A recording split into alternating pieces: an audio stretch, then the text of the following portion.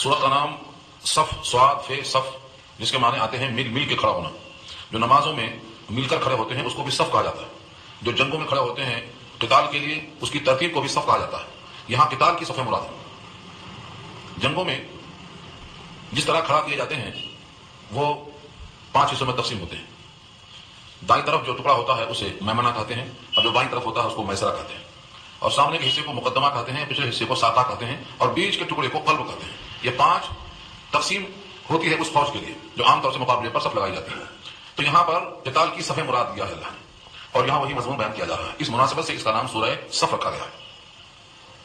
سورہ صف کا شان نزول اور اس کے بارے میں کہ یہ کس موقع پر نازل ہوئی ہے. کچھ لوگ غزوہ احد میں نہیں تھے اور مسلمانوں کی شکست سے ان کے دل میں ایک صدمہ تھا، اور باہم مذاکرہ کرتے تھے کہ اگر دوبارہ کبھی لڑنے کا موقع آیا تو ہم تو اپنی جان کھپا دیں گے اور بڑی محنت سے قتال کریں گے. اس طرح ان کے جذبے میں باہم ایک قسم کا دعویٰ معلوم ہوا، اور دعویٰ اللہ کو پسند نہیں ہے جب تک انشاءاللہ ساتھ میں نہ ہو. کیونکہ بسا اوقات دعویٰ تو ہوتا ہے لیکن اس وقت میں کچھ رکاوٹیں آ جاتی ہیں، کچھ ممانعات آ جاتے ہیں کہ آدمی اپنے عزم و ارادے کے باوجود وہ کام نہیں کر پاتا. اسی لیے اگر کوئی کام کل کرنے کا وعدہ ہے تو انشاءاللہ کے بغیر منع کیا گیا. اللہ نے اگر چاہا تو میں ایسا کروں گا. اس طرح سے اللہ نے خود فرمایا سورہ کہف میں نبی صلی اللہ علیہ وسلم کے بارے میں، سورہ صاد میں سلیمان کے بارے میں. تو انشاءاللہ کے بغیر کوئی بات کہی جائے تو وہ دعویٰ ہے، اور دعوے میں کبھی پورا کر سکتا ہے آدمی، کبھی نہیں کر سکتا ہے. اس لیے یہ بات پسند نہیں ہے. ہاں وقت پہ کر گزرنا، جو کرنا ہے وقت پر کر گزرنا یہ چیز مطلوب ہے، لیکن وقت سے پہلے دعویٰ کرنا یہ چیز پسند نہیں ہے. البتہ دعویٰ اور دعوت میں تھوڑا فرق ہے، وہ گفتگو انشاءاللہ ضمناً آپ کے سامنے آئے گی. پہلی آیت کا جو لفظ ہے سبحہ، یہ فعل ماضی ہے، اور سبحہ قرآن کریم میں فعل ماضی کے ساتھ بھی استعمال ہوا ہے اور یسبح مضارع کے ساتھ بھی. سبحہ کے معنی تسبیح بیان کیا، اور یسبح تسبیح بیان کرتے ہیں اور کرتے رہیں گے. گویا اللہ کی تسبیح تمام زمانوں میں ہوئی ہے، ہو رہی ہے، ہوتی رہے گی. اس طریقے سے کہیں سبحہ ہے کہیں یسبح، اللہ کی تسبیح ہوتی ہی رہے. سبحہ تسبیح اور پاکی بیان کرتے ہیں للہ، اللہ کے لیے. ما فی السماوات، جو مخلوقات آسمانوں میں ہیں، وہ ما فی الارض، اور جو مخلوقات زمینوں میں ہیں. گویا زمین کی تمام مخلوقات اور آسمان کی تمام مخلوقات اللہ کی پاکی میں لگی. اگر کوئی پاکی بیان کرنے سے محروم ہے تو وہ صرف انسان کا ایک حصہ ہے جسے کافر کہا جاتا ہے، جو خدا کے وجود کا کبھی منکر ہوتا ہے، کبھی وہ مشرک ہوتا ہے، اور کبھی اللہ کے صفات بندوں کو تقسیم کرتا ہے، کبھی بندوں کے صفات اللہ میں تلاش کرتا ہے مختلف شکلوں میں. بقیہ مخلوق جتنی ہے زمین و آسمان کی سب تسبیح کے اندر لگی. سبح للہ ما فی السماوات و ما فی الارض، پاکی بیان کرتی ہیں اللہ کی حالن اور مقالن. قالن یا حالن کا مطلب اپنے قول کے اعتبار سے اگر وہ بول سکتی ہے، مثلا پرندہ بولتا ہے. جن کے زبان میں آواز دی ہے وہ تو اپنے پاکی قالن قول سے بیان کرتے ہیں، اور جن کو بولنے کی طاقت نہیں ہے انسانوں کے حق میں جیسے درخت ہیں، یہ بھی اپنے حال سے اللہ کی پاکی بیان کرتے ہیں. سورہ نحل پارہ 14 میں اللہ فرماتے ہیں جب ہوائیں چلتی ہیں، درختوں کی شاخیں ہلتی ہیں تو یہ ان کا سجدہ ہے اللہ. جب زمین کی طرف اس کی شاخیں لچکتی ہیں تو گویا ہواؤں کی وجہ سے وہ شاخیں لچک رہی ہیں نظر آتا ہے، لیکن وہ حالن اللہ کو سجدہ کر رہا ہے. يتفيأ ظلاله عن اليمين والشمائل سجدا لله، سجدا لله، وہ سجدہ کر رہا ہے اللہ. تو درخت کو زبان نہیں ہے مگر وہ سجدہ اپنے حال سے کرتا ہے. تو یہاں جو کہا ہے قالن یا حالن، اس کا مطلب یہ ہے کہ جو بول سکتے ہیں انسانوں کے حق میں وہ نطق سے پاکی بیان کرتے ہیں، اور جو بول نہیں سکتے ہیں وہ اپنی حالت سے پاکی بیان کرتے ہیں. لیکن کوئی شے ایسی نہیں ہے جو تسبیح بیان نہیں کرتی. ہر شے ہماری نگاہ میں چاہے وہ مردہ نظر آتی ہے. سورہ بنی اسرائیل پارہ 15 میں اللہ نے کہا وَإِن مِّن شَيْءٍ إِلَّا يُسَبِّحُ بِحَمْدِهِ وَلَٰكِن لَّا تَفْقَهُونَ تَسْبِيحَهُ. نہیں ہے کوئی شے جو پاکی بیان نہ کرتی ہو اللہ کی مگر تم اس کی تسبیح کو سمجھ نہیں سکتے، کیونکہ ہم اپنے طرف سے اس کو مردہ سمجھتے ہیں. جیسے ایک پتھر ہے ہماری نگاہ میں وہ مردہ ہے لیکن وہ اللہ کی تسبیح بیان کرتا ہے. تو دنیا کی اور آخرت کی جتنی چیزیں یہاں سامنے لائی گئی، زمین و آسمان کی، جو بندے جانتے ہیں وہ بھی اور جو بندے نہیں جانتے وہ سب تسبیح کرتے ہیں. وَهُوَ الْعَزِيزُ الْحَكِيمُ، عزیز اور حکیم دو صفتیں اللہ کی ہیں. عزیز کے معنی غالب اور غلبہ پانے والا، اور حکیم حکمت والا. یعنی وہ اس قدر غالب ہے کہ وہ ہر مخلوق پر قہار اور جبار ہے، اس کے غلبے کو کوئی ٹال نہیں سکتا. اور وہ حکیم ہے، حکمت کے بغیر اس کا کوئی حکم نہیں ہوتا، ہر حکم اس کا حکمت سے مملوء اور پر ہوتا ہے. یہ اللہ کی تسبیح کو بیان کرنے کے بعد اشارہ ہے ان صحابہ کی طرف جنہوں نے آپس میں بیٹھ کر مذاکرہ کیا تھا، اور یہ باہم طے ہوا تھا کہ اگر آئندہ کوئی موقع ایسا آیا تو ہم جان کھپا دیں گے اللہ کے دین کے لیے اور اعلاء کلمت اللہ کے لیے، اپنا جان مال سب کچھ لگا دیں گے، جان بھی لگا دیں گے.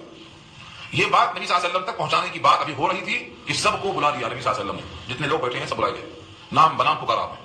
اس معلوم یہ ہوا کہ اس محفل کا مذاکرہ اللہ نے نبی صلی اللہ علیہ وسلم کو پہنچا دیا، اور اس پر یہ آیت نازل ہوئی یا ایھا الذین آمنوا، اے وہ لوگ جو ایمان لے آئے ہو، لما تقولون، کیوں کہہ رہے ہو، ما ایسی ایسی باتیں، لا تفعلون، جو تم کرتے نہیں ہو. جو بات نہیں کرتے ہو ویسی بات کرتے کیوں؟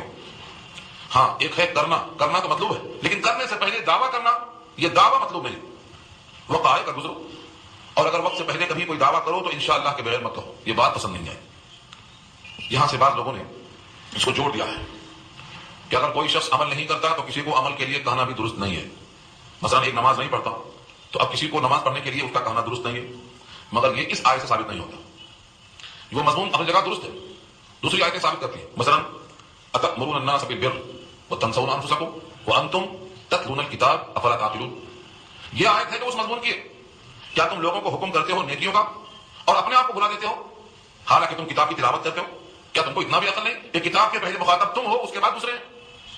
جب تم کتاب کے پہلے مخاطب ہو اور خود عمل نہ کر کے دوسروں کو حکم دیتے ہو، یہ نہیں کہا کہ خود چونکہ عمل نہیں کرتے ہو لہذا دوسروں کو حکم مت دو، یہ نہیں کہا۔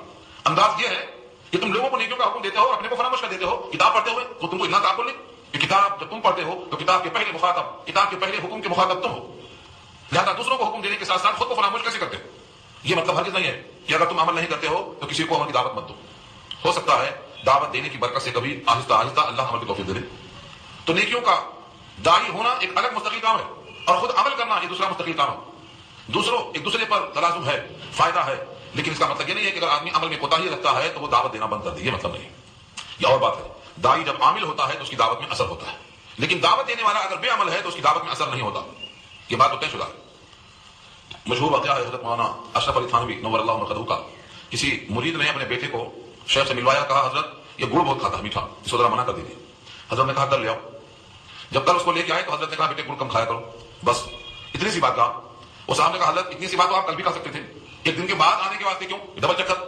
فرمایا کل تک گڑ میں بھی بہت کھاتا تھا، کل سے نہیں کھایا ہوں، بند کر دیا ہوں، اب اس کو دعوت دیتا ہوں نہ کھانے کی تو اس میں تاثیر پیدا ہونے کی امید بڑھ گئی۔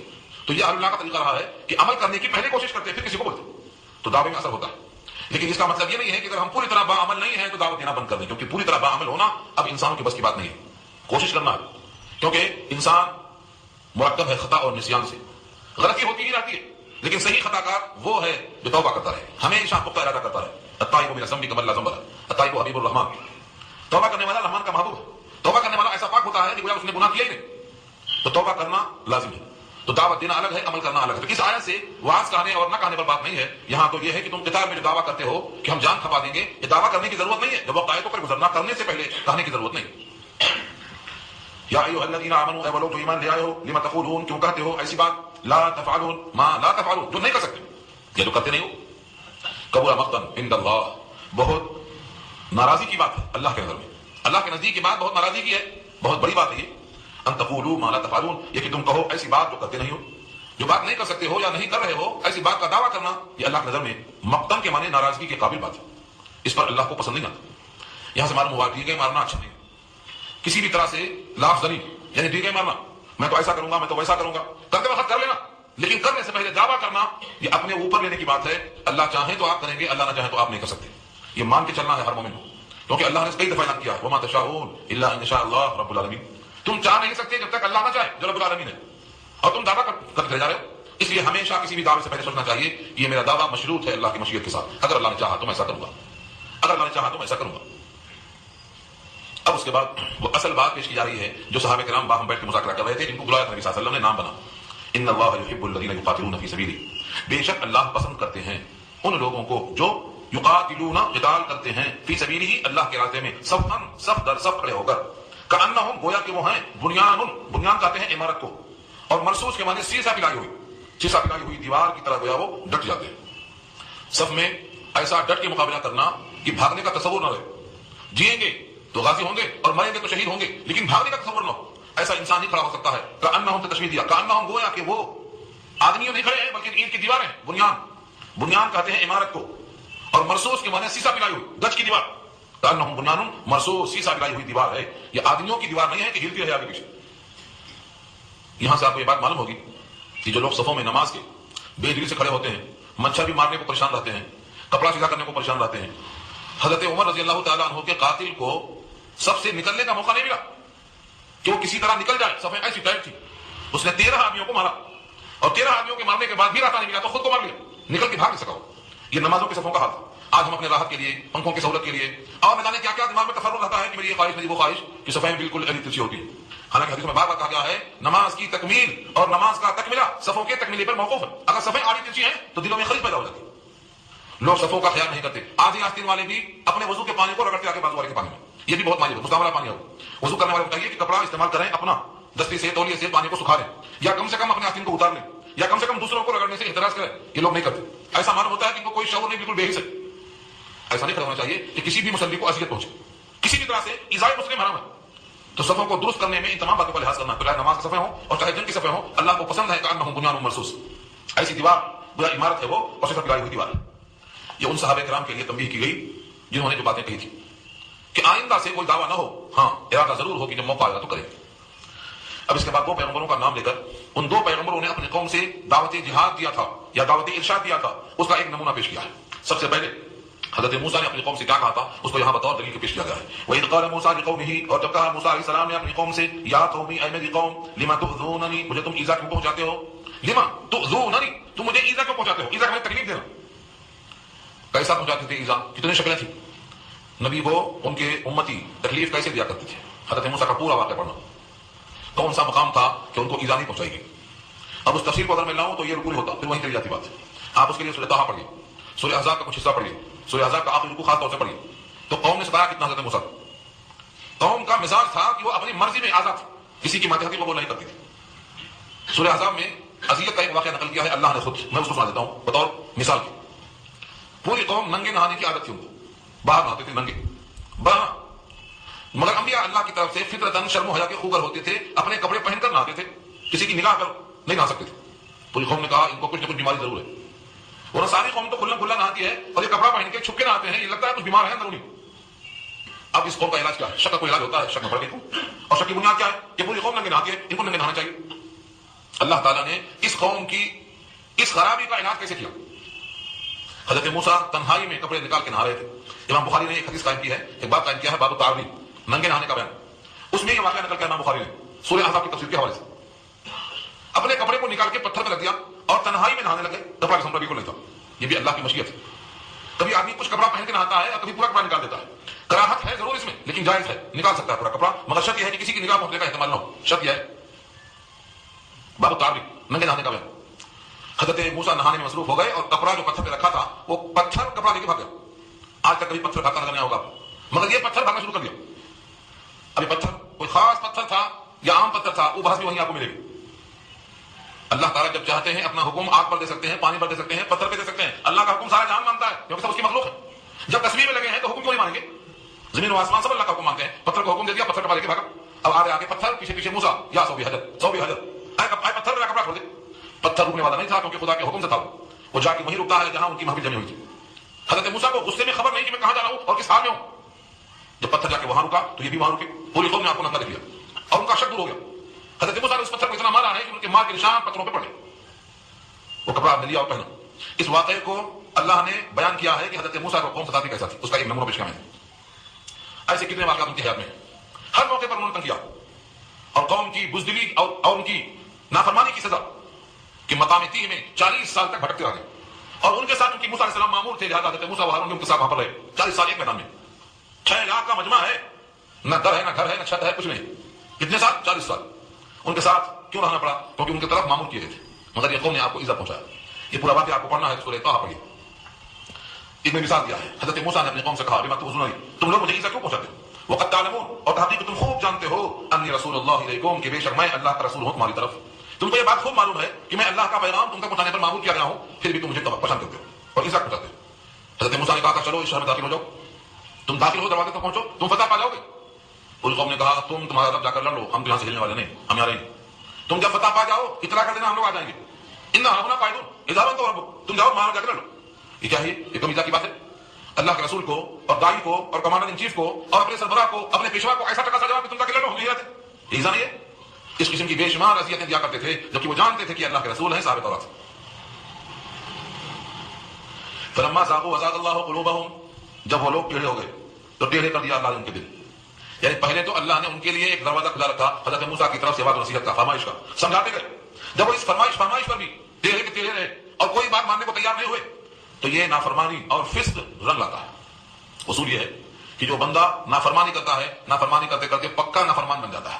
اور جب بندہ اطاعت کرتا ہے تو اطاعت کرتے کرتے متقی بن جاتا ہے. جس ڈگر پہ چلے گا اس پر پختہ ہو جائے گا، جس لائن پہ کام کرے گا اس لائن پہ پختہ ہوگا. تو یہ بندے جتنے تھے حضرت موسیٰ کی بات پر ان کو اپنی اصلاح کی توفیق نہیں ہوئی. ٹیڑھے رہے. فلما زاغوا زاغ یزیغ کے معنی ٹیڑھا ہو جانا, قلب کا ٹیڑھا ہونا زنگ چڑھنا مراد ہے. ازاغ اللہ قلوبہم, تو اللہ نے ان کے قلوب کو ٹیڑھا کر دیا, اب ہمیشہ کے باتیں ٹیڑھے ہو گئے. سوال کا جواب پوشیدہ ہے کہ ٹیڑھے کیوں کر دیے گئے. آگے فرمایا واللہ لا یہدی القوم الفاسقین, فاسق قوموں کو اللہ ہدایت نہیں دیتے. اور فاسق کہتے ہیں نافرمان کو. نافرمانی کرنے سے نافرمانی کا دروازہ کھلتا چلا جاتا ہے, اور اطاعت کرنے سے اطاعت کا راستہ ہموار ہوتا چلا جاتا ہے. اس لیے رسول بتا دیا فاسق کو ہدایت نہیں ملتی. اس لیے کوئی نہ سمجھے کہ ایک گناہ ہے, ایک گناہ سے کیا ہوگا, دوسرا نہیں کر لیں گے. ایک گناہ دوسرے گناہ کا سبب بنتا ہے, پہلی سیڑھی اس کے بعد کی سیڑھی پر چڑھنے کا سبب بنتی ہے. تو اسے بتا دیا جو انسان بگڑتا ہے وہ بگڑتا ہی چلا جاتا ہے, کیونکہ اس کے اندر فسق آیا, اور فسق مزید فسق کی دعوت دیتا ہے.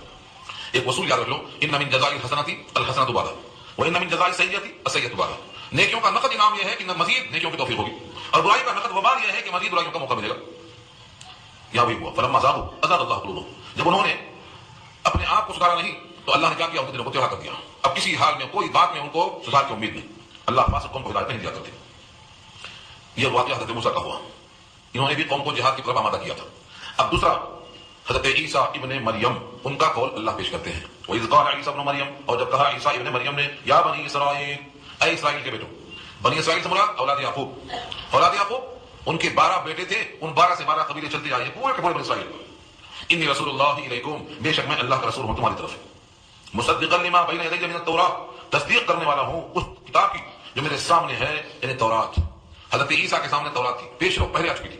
حضرت موسیٰ پر تورات پہلے آ چکی تھی. حضرت عیسیٰ اس کے بعد تشریف لائے, اگر کہ صحابہ انجیل ہے, نئی کتاب ملی, لیکن احکامات تورات ہی کے فالو کرتے تھے. جو تصدیق کرتا ہوں میں اپنے سامنے کی کتاب کو, اس مراد تورات تصدیق کیا. اب کیا چاہیے, جو کتاب آپ مانتے ہیں اس کتاب کی تصدیق کرنے والے کا آپ انکار کیسے کریں گے, کس بنیاد پہ کریں گے؟ جب وہ آپ کی کتاب کو تسلیم کرتا ہے تو آپ کو انکار کا موقع کہاں سے ہے. اور دوسری سے بتایا وہ مبشرا برسول یاتی من بعد اسمہ احمد, اور بشارت دینے والا ہوں ایک رسول کی جو آئے گا میرے بعد, اس کا نام احمد ہے. اچھی طرح سمجھو اس آیت کو. مرزا غلام قادیانی اسی آیت کا چکما دیتا ہے, اور بھی بہت سی آیتیں پیش کرتا ہے. اس میں سے ایک یہ بھی ہے کہ حضرت عیسیٰ نے بشارت دی ہے کہ میرے بعد ایک رسول آئے گا, اس کا نام احمد ہوگا, اس سے مراد میں ہوں, یہ بولتا ہے. یہ دیکھو اس طرح سے اچھی طرح سن لو, قرآن کریم کی آیات سے بہت سے باطل فرقوں نے استدلال کیا ہے, اور ہمارے پاس کمانے کھانے سے کسی کو فرصت نہیں مل رہی کہ وہ کتاب میں دیکھے. کوئی موقع آیا تو صرف سن سکتا ہے, منہ کھول کے ہکا بکا ہو کے, کوئی جواب نہیں دے سکتا, کیونکہ پڑھتا ہی نہیں قرآن.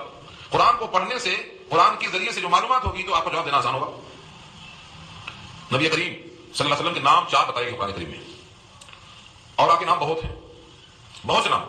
محمد تو آپ کا اصلی نام ہے, محمد صلی اللہ علیہ وسلم, اور احمد یہ بھی آپ کا نام مبارک ہے. قرآن کریم میں 4 دفعہ استعمال ہوئے ہیں, ورنہ ہر جگہ اللہ نے آپ کے صفات نام استعمال کیے. یاسین کہا, مزمل کہا, مدثر کہا, اصلی نام سے مخاطب 4 جگہ. اب یہاں پر یہ بھی ہو سکتا تھا کہ آپ کو حضرت عیسیٰ نے بشارت میں بجائے احمد کہنے کے محمد ہی کہا ہوتا, کہ میرے بعد رسول آنے والے ہیں, ان کا نام محمد ہوگا. محمد نہ کہا کر انہوں نے احمد کیوں کہا, یہ بھی سوال ہے.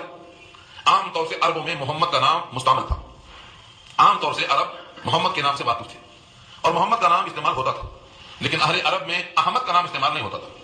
تو امتیاز پیدا کرنے کے لیے, کسی اور انسان کے احتمال کو ختم کرنے کے لیے وہ لفظ استعمال فرمایا جو وہاں استعمال میں نہیں تھا, اور وہ ہے لفظ احمد. نبی صلی اللہ علیہ وسلم کے نام کا ترجمہ محمد تعریف کیا ہوا, اور احمد اس میں تفضیل ہے, سب سے زیادہ تعریف کرنے والے. تو آپ کے اس نام کو حضرت عیسیٰ نے بشارت میں کہا تھا کہ میرے بعد ایک رسول آنے والے ہیں جن کا نام احمد ہے. وہ مبشرا برسول, اور بشارت دینے والا ہوں ایک رسول کی, یاتی آئے گا من بعدی میرے بعد اسمہ احمد, ان کا نام احمد ہوگا. اس سے مراد سید الانبیاء محمد مصطفیٰ صلی اللہ علیہ وسلم کی ذات اقدس ہے, کہ آپ محمد بھی ہیں, آپ حامد بھی ہیں, آپ عاقب بھی ہیں, آپ کے 99 نام ہیں. ہر نام کی ایک خصوصیت ہے. ناموں کو, صفاتی ناموں کو پڑھنے سے, سمجھنے سے ایک قسم سے محبت پیدا ہوتی ہے.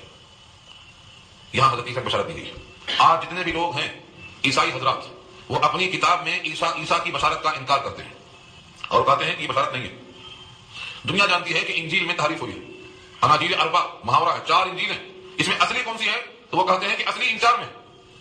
ان 4 میں اصلی کون ہے, اس کا جواب کہتے ہیں وہ کہ انجیل ان 4 میں ہے, کیونکہ تحریف سے کوئی کتاب ان کی پاک نہیں ہے. یہ قرآن کا اعجاز ہے کہ اس کو اللہ نے تحریف بچا لیا ہے. اس پر کتاب بہت سے لوگوں نے لکھا ہے, لیکن مولانا رحمۃ اللہ صاحب خیراوی نے لکھا ہے اظہار الحق عربی میں. اس کا ترجمہ بائبل سے قرآن تک جسٹس تقی عثمانی صاحب نے کیا ہے, جو بیٹے ہیں مولانا مفتی محمد شفیع صاحب کے. بہت عمدہ کتاب لکھا ہے, 3 جلدوں پر مشتمل ہے. تیسری جلد میں 251 سے لے کر آخر تک بہت اچھی بات کی ہے کہ وہ انجیل میں کہاں کہاں بشارتیں تھیں, انہوں نے کیسے تحریف کیا ہے. اور تحریف کرنے کی خاص شکل یہ ہے کہ اس وقت لوگ ترجمہ کرتے وقت لفظ کا بھی ترجمہ کر دیتے تھے. جس کی حالت ہے کہ میرے بعد رسول آنے والے ہیں ان کا نام احمد ہوگا تو احمد کا لفظ بھی لیتے وہاں، بلکہ جو احمد کے معنی ہیں اس معنی کو اتار دیتے عبرانی میں سرجانی میں، اس طرح سے وہ معنی بھی منتقل ہوتے گئے، آج بھی اس معنی کا مفہوم وہاں موجود ہے۔ یہ بحث آپ کو دیکھنا ہے تو آپ اس کو پڑھیں۔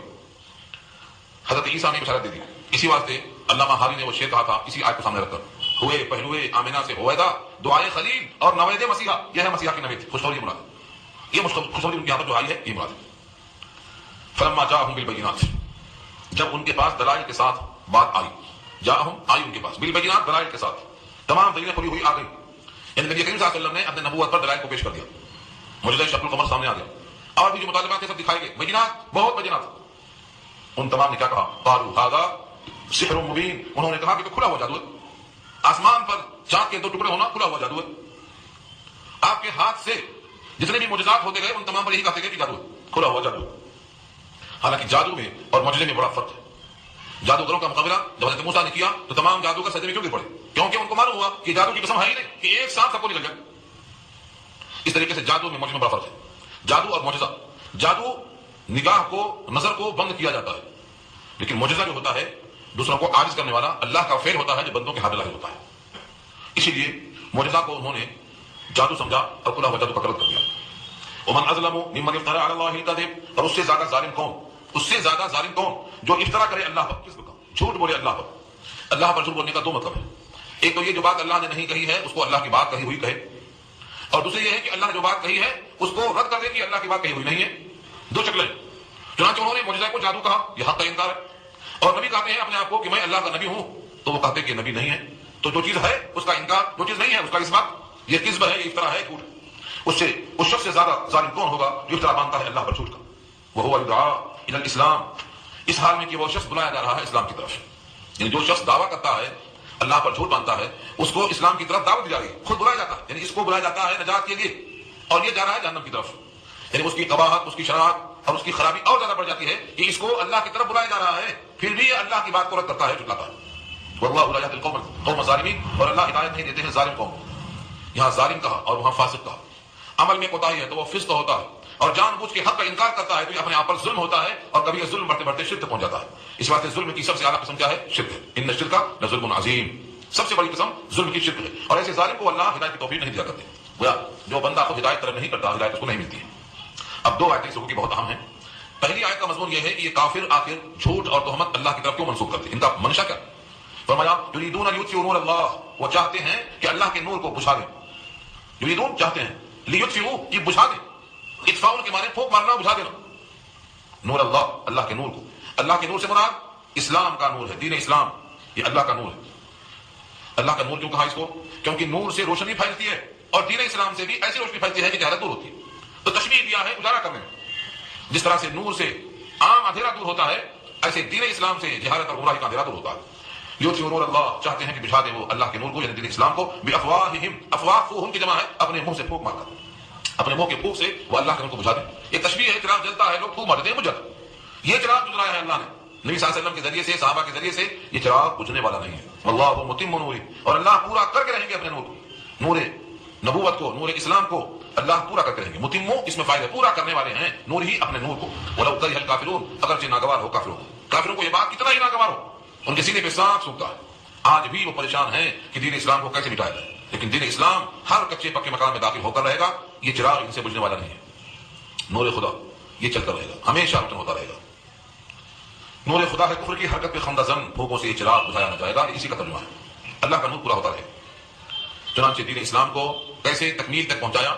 سورہ فتح پارہ 26 آخری آیت میں اللہ نے پیش کیا ہے کہ نبی صلی اللہ علیہ وسلم تنہا تھے، پھر آپ کے صحابہ ہوئے، پھر صحابہ سے اس دین کو تقویت پہنچی، اور یہ سیلاب کسی سے رکتا نہیں تھا۔ پھر مثال دیا جیسے کسان اپنے دانے کو لگاتا ہے اور کوپر نکلتی ہے، پھر پورا کھیت شاداب سرسبز ہو جاتا ہے، ایسے ہی اسلام والے اسلام پر عمل کرتے کرتے سارے اسلام کو سارے عالم میں ہرا بھرا دیکھ رہے تھے۔ تشبیہ دیا ہے اللہ نے، تو اس کائنات میں اسلام کے شباب کو کوئی روک نہیں سکتا، ہر کچے پکے مکان میں داخل ہو کر رہے گا۔ اب یہاں سے دین اسلام کے بھیجے جانے کا مقصد بیان کیا ہے، بہت طویل مقصد ہے، لیکن آیت بہت مختصر ہے اور بہت جامع ہے۔ هو الذی ارسل رسولہ بالہدی، وہی ذات ہے جس نے بھیجا ہے اپنے رسول کو ہدایت کے ذریعے، ہدایت سے مراد رہنمائی کرتے ہوئے، ایسے راستے کی سوجھ بوجھ دے کر بھیجا ہے، جس کا نام کیا ہے؟ ہدا۔